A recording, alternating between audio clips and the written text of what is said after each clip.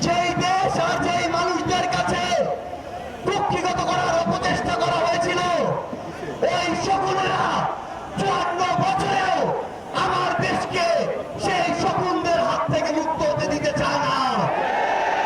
24-এর অভ্যুত্থানে বাংলাদেশের ফ্যাসিস্ট বিরোধী জনতা আমরা রাজপথে নেমে বুক পেতে দিয়ে রক্ত দিয়ে জীবন দিয়ে এই স্বাধীনতাকে পুনরুদ্ধার করার চেষ্টা করেছিলাম, কিন্তু ওই শকুনদের নজর আমরা এড়াতে পারিনি।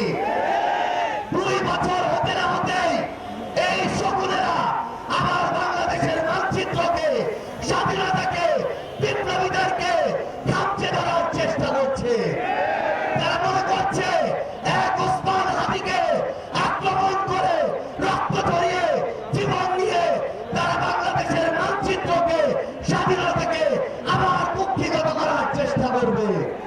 কিন্তু আমরা স্পষ্ট করে বলতে চাই, এই 24-এর অভ্যুত্থান পরবর্তী বাংলাদেশে প্রত্যেক স্বাধীনতাকামী, প্রত্যেক বিপ্লবী এক একজন ওসমান হাদি, আবু সাঈদের বুকে গুলি চালিয়ে সকল আবু সাঈদদের দমানোর চেষ্টা করা হয়েছিল, কিন্তু এক আবু সাঈদ এরপরে লক্ষ আবু সাঈদে পরিণত হয়েছে।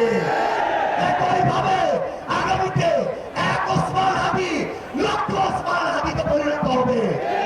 ভারত যদি মনে করে বাংলাদেশের গণহত্যার নির্দেশদাতা খুনি হাসিনা, মৃত্যুদণ্ডপ্রাপ্ত হাসিনাকে ভারতে আশ্রয় দিয়ে, ওসমান হাদির খুনিদেরকে ভারতে আশ্রয় দিয়ে এই বাংলাদেশের সাথে তাদের কোনদিন সম্পর্ক স্বাভাবিক হবে, এই বাংলাদেশে এই হাদিরা বেঁচে থাকতে কোনদিন সেই সম্পর্ক স্বাভাবিক হবে না, হবে না, হবে না। আমরা সর্বশেষ স্পষ্ট করে একটা কথা বলতে চাই, বাংলাদেশে থাকা ভারতীয় হাই কমিশন যদি বাংলাদেশের মানুষের আকাঙ্ক্ষা, চাওয়া পাওয়া, স্পিরিট ওই ভারতের কাছে তুলে ধরতে না পারে, তাহলে এই কমিশনের ওই মানুষদের, ওই বিল্ডিং গুলোর এই বাংলাদেশে থাকার কোনো অধিকার নেই। শুধু একটাই সর্বশেষ কথা, আগামীর বাংলাদেশে আমাদের স্বাধীনতাকে, আকাঙ্ক্ষাকে, বিপ্লবকে, ওসমান হাদিদেরকে কেউ যদি আক্রমণ করতে চায়, সেই আগুন এই বাংলাদেশ থেকে পৃথিবীর প্রতিটি প্রান্তে ছড়িয়ে পড়বে ইনশাআল্লাহ।